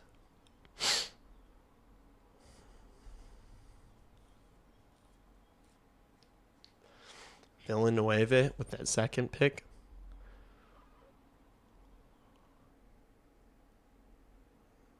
Why? Point per game in the queue. I haven't watched his tape at all. 5'11".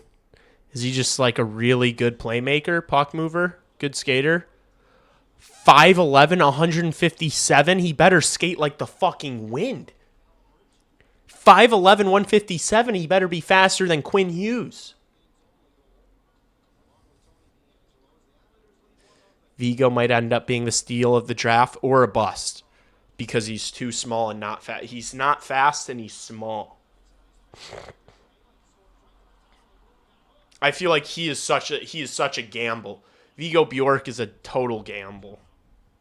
And I don't know if the Blackhawks need to take that gamble.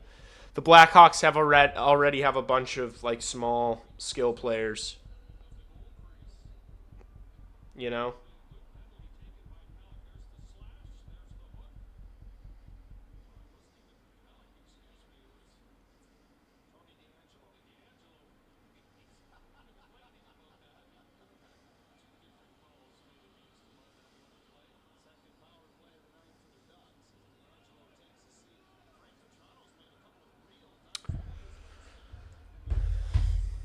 I think Sasha Boisvert's dad might have just followed me on Twitter.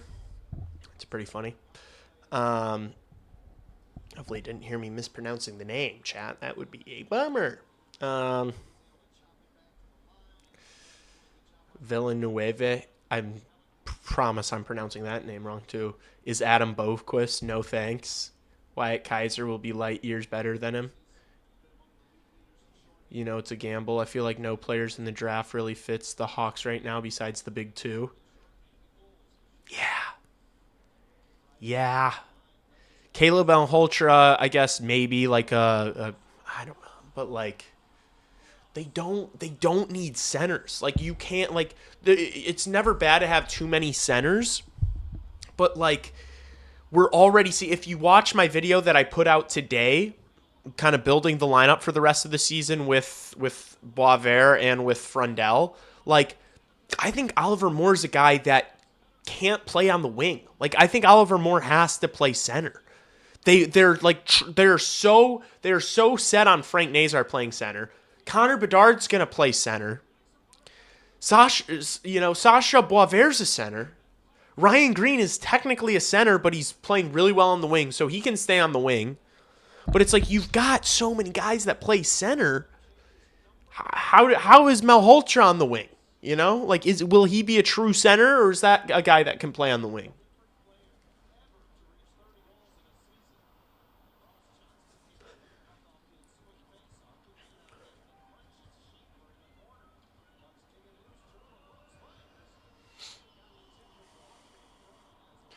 I agree with the Kaiser Glaze. I wish they would play Kaiser on the power play. Like give Kaiser some power play time. Like get his offensive juices flowing a little bit more. Give him the confidence. Can't wait to have him back. He's a better skater than Hudson. Yeah, but he can't pass the puck like that. He's not a great he's good at getting the puck out of his own end, but he's not like a good playmaker or passer. Kaiser. He's fine. He's just like he's fine. It really is just his foot speed that is like clearly his best asset. He's not great at anything else, you know. He is just like those guys are kind of able to be wet blankets defensively because the speed can just make up for anything. Like you can't get in behind him, you can't really beat him. As he continues to get stronger, he'll just become impossible to beat.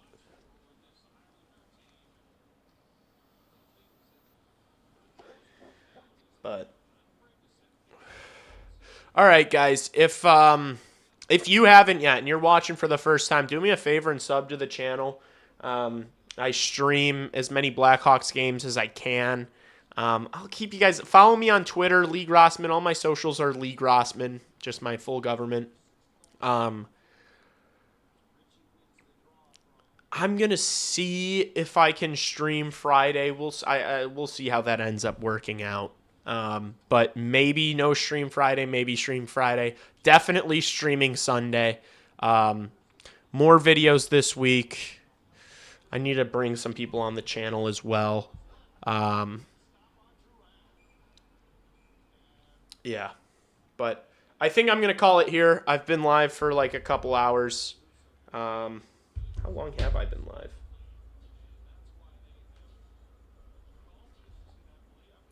Yeah, like 2 hours. We had to, chat.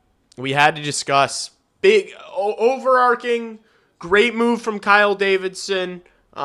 He moves on from Colton Dock and Jason Dickinson, retaining half of Jason Dickinson's contract for the rest of the year.